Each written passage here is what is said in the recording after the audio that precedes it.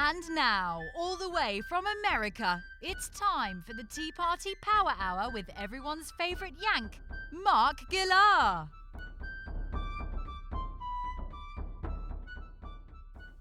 Welcome to the Tea Party Power Hour. I am your host, Mark Gillar. Today, our very special guest, Jeff Fynn-Paul, comes to us all the way from the Netherlands to discuss his new book, Not Stolen: The Truth About European Colonialism in the New World. Looking at your bio here, very impressive. You've lived in 7 different countries. You do research in 8 different languages. You make me feel like I've never left my own house.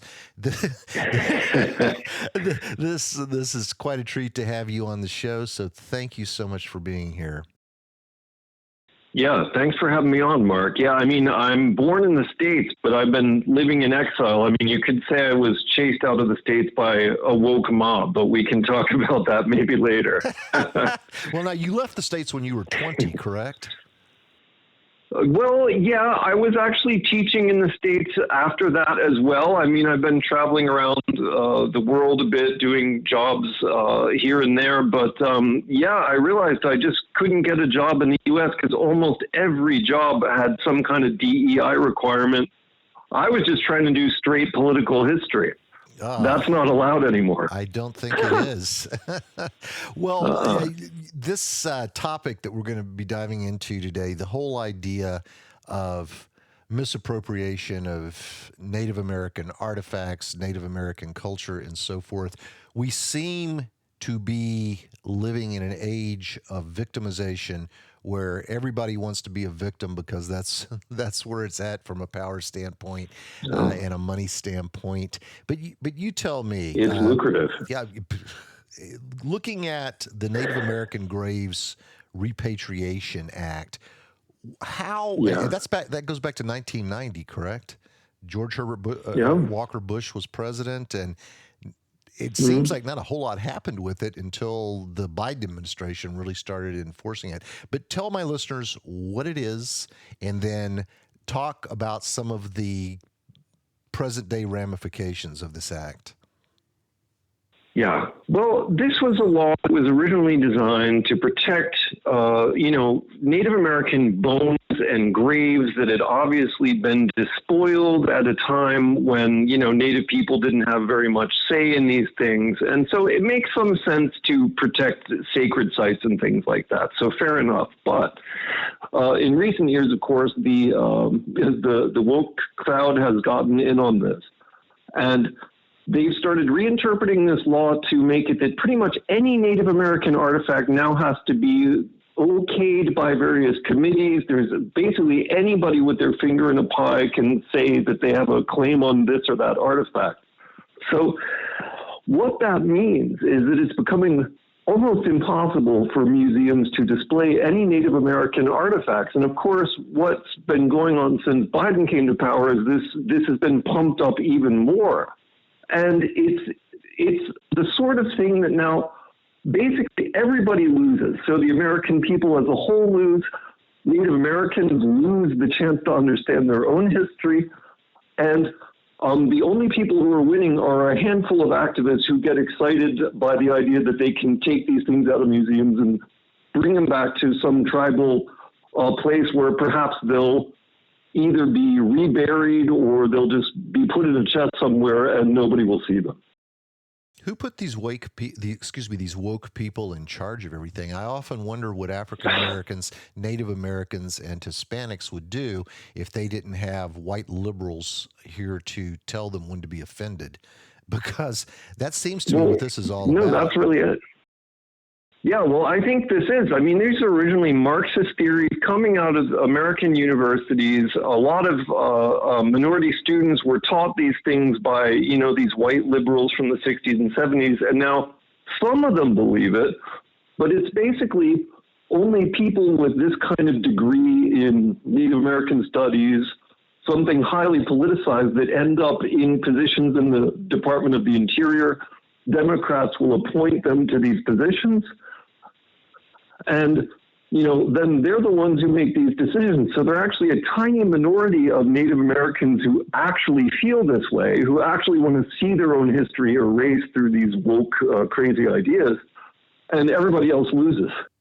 When you speak of losing, I believe, if I'm following this correctly, a lot of American museums just don't have the money or the time to deal with this. So rather than comply with all of this, they're just shutting down their Native American displays, which, everybody loses when that happens. Well, that's what's going on. So even in one of the biggest museums in New York City, they've closed down the Native American History Hall. They're going to, wokeify it or DEIify it. And what that means is when they reopen it several years later, most of the artifacts are gone. Mm-hmm. And a lot of the historical narratives are no longer on display. And instead, they're prioritizing this idea of lived experience. So if somebody's grandparent told a story about something, that gets presented as if this was history. So they're even completely doing away with the facts of history in a museum. So, science itself is endangered by this. Well, speaking of doing away with history, let's go back and revisit a few things that I'm certain everyone out there has been taught. I know I have as a student in school. Let's start with Christopher Columbus. Was he the genocidal maniac that people are now trying to portray him as being? Yeah, exactly. So, this whole thing about covering up Native American history by the Biden administration in museums goes back several decades when we've had a lot of basically woke historians trying to spin as many tales as they can about colonial history, about Native American history. And of course, in all of their telling, the Europeans are basically always bad and Native Americans are always good. And as we know, in reality, history is a complicated subject. There's always some good on the European side, some bad, and some good on the Native American side and some bad there as well. So the same thing has happened to Christopher Columbus, where we used to, 20 or 30 years ago, have a pretty balanced picture of Columbus the man. He was good in some ways, he was bad in other ways, but now people are telling stories that he was literally a genocidal maniac, as you say. So they'll tell us that he killed 7 million natives on the first island that he landed, Hispaniola. This is literally repeated on websites and by journalists. And recently, a genetic study was made of the people on that island, and they determined that the maximum population on that island when Columbus landed was only 30,000 people. So he's accused of killing 7 million people, but there was only 30,000 living there. So in other words, that number is completely made up out of broadcloth. That's the sort of stories we're hearing about Columbus. Extreme exaggerations. Now, Columbus is hardly the only one who's been a victim of this. Just the settlers themselves European settlers themselves are accused of killing Native Americans by giving them blankets filled with smallpox. And once again, when you look at all the people that died from disease, what percentage of those people, Dr. Flynn, would you say were victims of this thing with the smallpox and the blankets versus being victims of just coming in contact with people from another part of the world who had diseases that they didn't have? Yeah, well, exactly. Well, if you ask any one of my students, they say, well, of course Europeans spread disease to the natives by giving them the smallpox blankets and other nefarious means. Well, first of all, there's only one instance in all of American history of Europeans actually trying to give smallpox blankets to the natives. So that's completely made up. The other thing is we hear stories that Europeans in general may have killed up to 100 million Native Americans, because there was a population of 100 million in 1491 and then only a couple million a few years later. Well, we've seen how that gets exaggerated in the case of Columbus, so we can't believe that at all. the number of Native Americans actually massacred over 400 years by settlers, the verifiable number is 8,000 out of a population of millions. So that's the kind of number that we're looking at. And then when you look at how many Europeans were massacred by natives over that same 400-year period, it was actually 9,000. So natives actually massacred more Europeans than vice versa. And most of the natives who did die over that 400-year period were actually, indeed, they died from disease rather than massacre. The number of people massacred was tiny, maybe a couple dozen per year on average across the whole continent. So this story of, European slaughter and genocide is, again, almost entirely made up. Almost no historian believed this 20 years ago. But as I say in my book, this has now become the thing that almost every historian has to say in their book if they wanted to get published. If they want to keep their job. Yeah, that's really the way it is. And they're the ones who also get all the awards. So the people who say the nastiest things about the United States, there's a book called Unworthy Republic, and that one won about every award you can possibly get. Well, if you want an award, you know how to skew your book.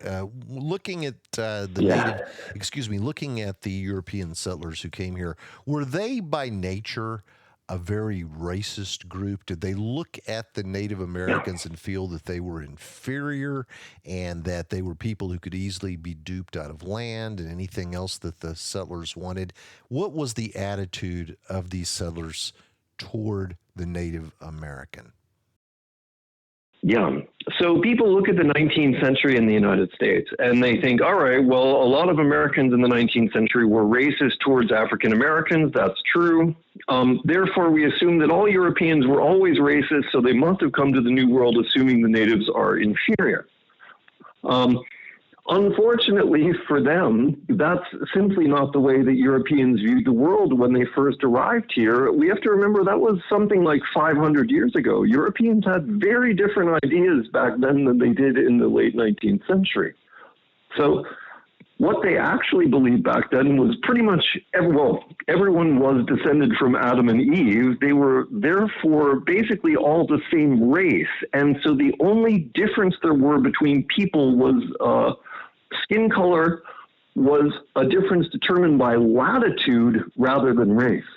So they actually believed that North American natives who lived, let's say in present-day Pennsylvania, were the same color as Europeans. They said, when their babies are born, they're the same color as Europeans, because they believed in this latitude theory of race and color. So what that means is they can't have been racist by any of our modern definitions. They didn't even think they belonged to a different group of people. Then, when you look at the descriptions they give of Native Americans, they say they are well-built, they are handsome people, they're just as clever or more clever than Europeans, they're more athletic. So you find all these descriptions of how they look like noble ancient Greeks and Romans. And the question is, how do you square that with the modern idea that every European was racist? It's simply not true. You just have to look at the most basic sources. It's right there. But none of my colleagues have the bravery to do that. That's very, very sad and speaks volumes about our current society.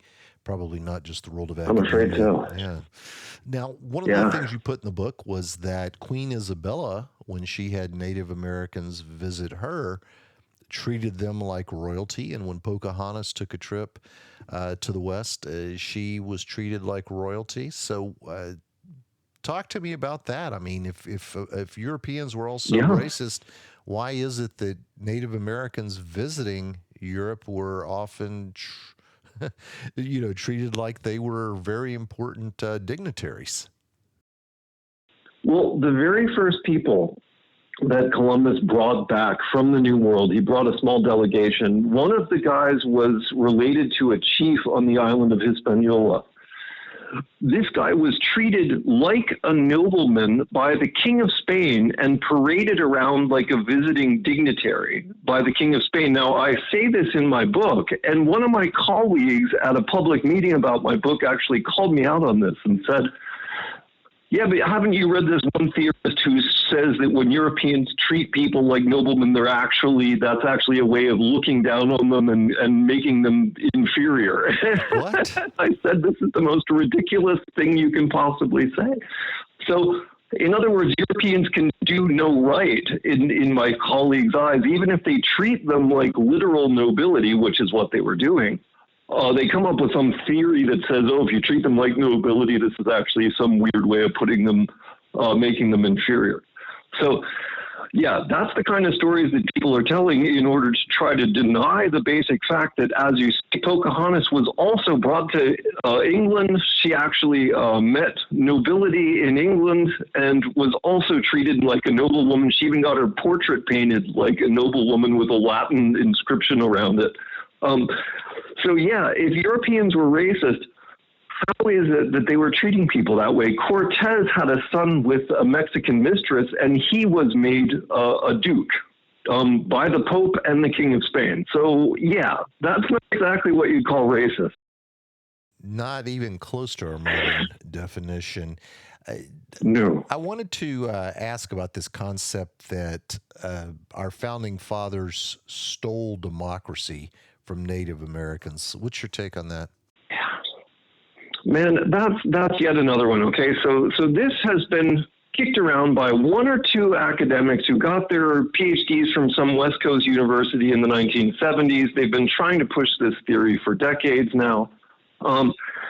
And it's simply not true. Now, I actually think it would be cool if, because the Iroquois had they did have some democratic elements to their government. I think it would be cool if the founding fathers kind of took a little bit of that from the Native Americans. However, it doesn't really look like that was the case. It looks like the founding fathers, who were steeped in the Greek and Roman classics, they look back to Greek and Roman democracy. In fact, they look to modern European democracy. I mean, the Dutch Republic, the Swiss Republic. That's who they were looking for their models of government. So, unfortunately, it doesn't look like the founding fathers had too much influence from Native American democratic forms. Again, this is just basically a cockamamie theory that's been put out there by a couple of academic quacks. But it gets a lot of currency on the internet because it sounds trendy. One of the things I've noticed is that anytime a European saw a better idea somewhere and latched onto it, they were misappropriating culture. They were stealing that idea.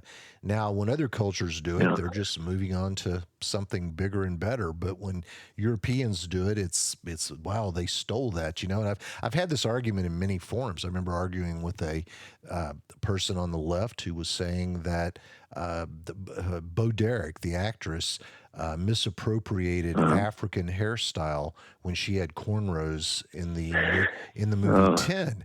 And I said, okay, so when an African American woman wears her hair straight, is she misappropriating white culture or Native American culture or Hispanic culture by wearing her hair straight? Or does that misappropriation thing only work based on who's getting something stolen from them? I mean, it's just, it's ridiculous. It just seems like anytime the person finding the better thing and adopting it is European, then it's misappropriation, it's theft. Am I too far off on that? Yeah, well, I mean, you have to look at where this theory comes from. Once again, it's American academics in the 1970s and 80s at the height of campus Marxism, and they come up with this theory of cultural appropriation, and that says that basically whenever Europe takes something, then it's bad, and whenever anybody else takes it, that it's good.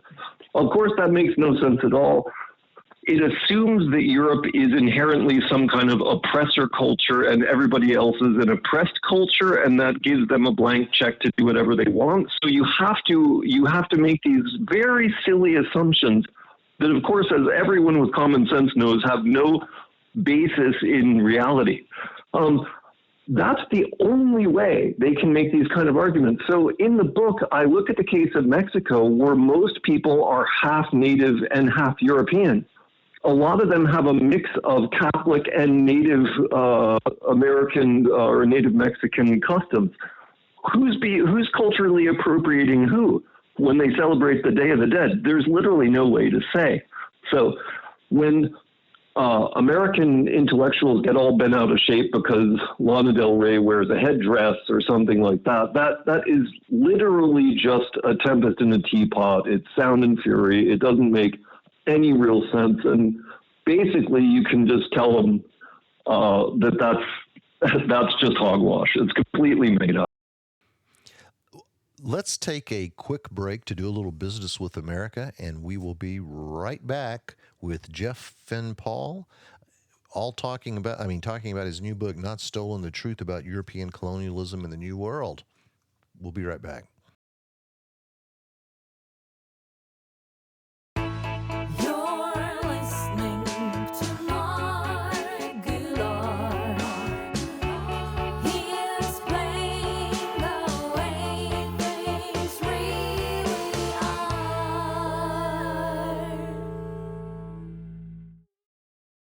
And we are back with Jeff Fynn-Paul, the author of Not Stolen: The Truth About European Colonialism in the New World. Let's get back to the title, Not Stolen, because we keep hearing about land stolen from the Indians. A few years ago, Donald Trump gave a speech in front of Mount Rushmore, and it was described on, I believe it was CNN, but don't quote me on that. It was one of the left-wing channels, and they said, today Donald Trump gave a speech in front of a landmark that was built on land stolen from the Indians. Now, as you pointed out in your book, Bernie Sanders, had given a speech there and gone there as well, and many politicians have given speeches in front of Mount Rushmore. Now, part of the problem is it was Donald Trump, but that's a whole nother show. And what we're talking about now is just that we have changed the way we look upon this.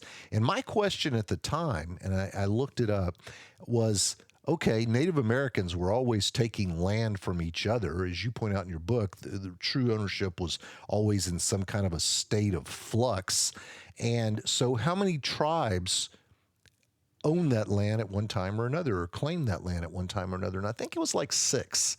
And so my question is, the tribes took it from each other through warfare, and each time one of the tribes took it, that was perfectly okay.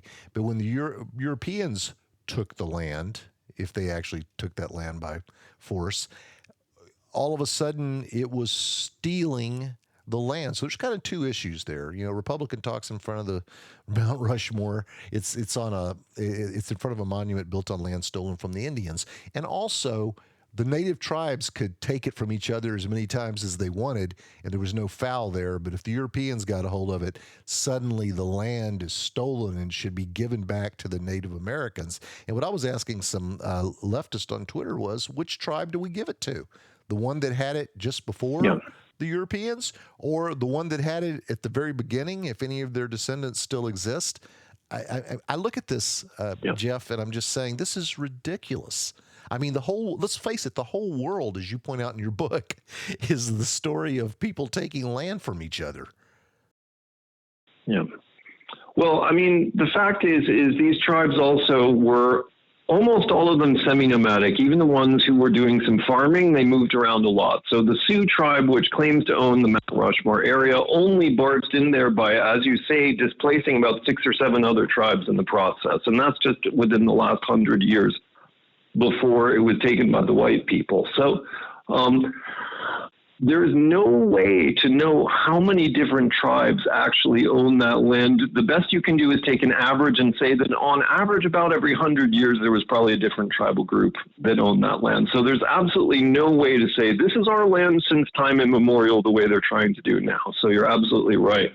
So then the question is, why is it such a big deal when Europeans now take it, although if tribes had slaughtered each other, enslaved each other, murdered each other over the same land, that was okay? And again, it comes down to this academic distinction between white people and everybody else as oppressor and oppressed. And so in this kind of Marxist-style theory in which white people function as the sort of bourgeoisie and non-whites function as the proletariat, that kind of logic may make some sense, but as soon as you remove the Marxism, then you're absolutely right. I mean, everybody was always taking that land from everyone else. It's just a fact of history.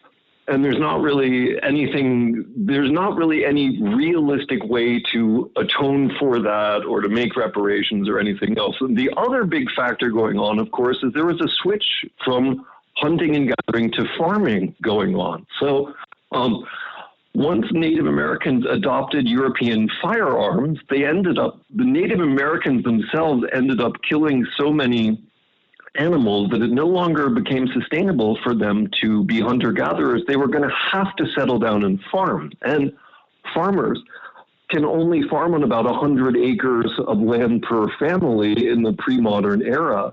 Meanwhile, hunter-gatherers need about half of a U.S. state for a couple thousand people. So that's a pretty big difference in the amount of land you can realistically use. So this land completely underwent an economic change that makes comparison with the old hunter-gatherer ways basically completely useless and invalid. And that's only one of the reasons why this guilt tripping that everyone's doing is very silly. As I went through the book and went through your article in The Spectator, I just sort of jotted down some random questions. I feel like we've kind of devolved into this absolute pool of silliness where everything is racism. For example, is it now racist to celebrate Thanksgiving? Oh, yeah. Well, I mean, of course, they're going to say that. They're going to say now that there was continuous strife, over the land in Massachusetts, when actually after the settlers arrived, they imposed a peace on the local tribes, which we have local tribesmen saying, this is a peace like we've never known in our history. That's what they're saying. So the idea that Thanksgiving was all about slaughter and taking the land, it actually imposed a peace which lasted for the better part of 100 years, only broken by one or two wars that were relatively small scale.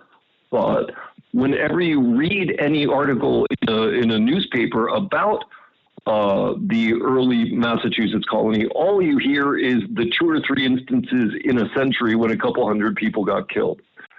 So yeah, it was much more peaceful than you read about, but basically nobody's allowed to say that. When I was in second grade, we had a history class and we had to dress up in costumes to represent different phases of American history. And I asked to be and was allowed to be a Native American. And I still remember that there was a girl beside me dressed like a pilgrim, and I guess the pilgrim beside the Native American was really cute, especially with a couple 8-year-old kids. So they snapped a picture, and it appeared in the local newspaper. So now I'm going, not only was I a racist and didn't know it, but it was documented in the local paper. They've got You might be canceled for that. I'd be disappointed if I weren't. And then we look at some of the silliness of you can't wear a Native American costume at Halloween. Yeah. And it's the silliness is off the charts. And so I don't know if this is just all a byproduct of modern day wokeism. Do people really believe this stuff? But I mean, to me, when I look at the Native American names for teams, for example, the whole idea that you can't be the Cleveland Indians or the Washington Redskins. Why do I have a feeling if there were some kind of law saying that you could not name an American professional sports team or a college team after Native Americans, that liberals would be climbing the walls, just furious, saying, no, we need to name all the teams after Native American. It's sort of like they look at what's going on and they decide the opposite is what they want. And no matter how ridiculous it is, they come out fighting for these things. I've always wondered, if you took a poll among Native Americans, how many of them would care about the Cleveland Indians or the Washington Redskins or whatever? I mean, the Fighting Irish don't complain. I mean, I just don't know. Yeah, exactly. Yeah, I don't know where all this is going to end. So maybe that's Go ahead. Yeah, I think that liberals know that there may be only 10 or 15% of the population are actual liberals. And so they basically come out being contrary to anything that's going on. So I completely agree with you on that. And also, when they took a poll 20 years ago about whether Native Americans wanted to be called Indians or Native Americans, I think it came out about 2-1 in favor of being called Indians. They don't even want to be called Native Americans, the majority of them. So you have to imagine that most of them also probably don't care about these Native Americans names, Native American names for teams or for the Jeep Cherokee. Again, it's a tiny minority of activists claiming to speak for the majority who actually maybe kind of like it or find it flattering, because let's face it, if you erase every team with a Native American name, then you're doing exactly what the liberals, as you say, often complain about, which is that we're erasing Native American history. So they complain about that all the time. And then when we erase our cultural icons, the Native Americans do really disappear from the public consciousness. So, they're totally schizophrenic in what they're asking for. Again, it's the wokeness going on currently is absolutely crazy. Let me ask you, two final questions. One is, as we've gone over some of this stuff, is there any part of the book that you would have liked me to delve into that we did not? Anything about your book that you want to state to the audience before we conclude the interview?